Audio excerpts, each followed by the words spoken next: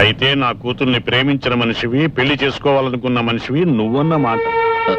మీ అమ్మాయి టైం బాగుంది కాబట్టి టైంకి వచ్చి వీళ్ళ నాటకం బయటపడగలిగాను. అవునన్నయ్య, పట్టణంలో మేము చూసింది కూడా ఇతన్నే. నోరు మూయ్, నేను నిన్ను అడగలేదు.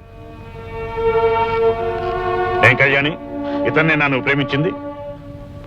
అవును. అంటే మీరందరూ కలిసి ఈ నాటకం ఆడారన్నమాట.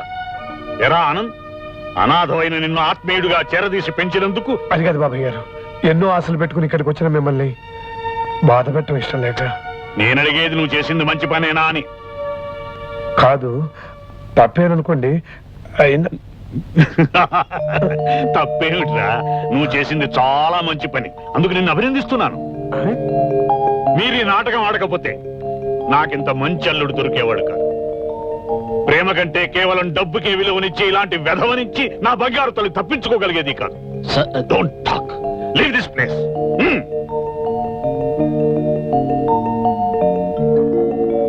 ఆనంద్, 4 రోజుల్లో అమెరికా వెళ్ళబోయే నాకు నువ్వు ఇచ్చిన ఫేర్వెల్ గిఫ్ట్ రా ఈ విష్ణు.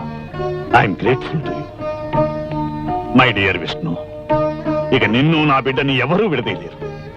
Be happy.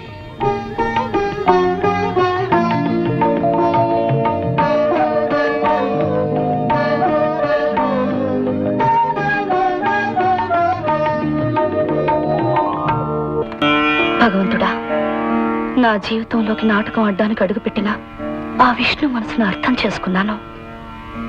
అతని చేయి అందుకుని బ్రతుకంతా నడవాలనుకుంటున్నాను. ఈ విషయం నీ సమక్షంలో అతనికి తెలియచేయబోతున్నాను.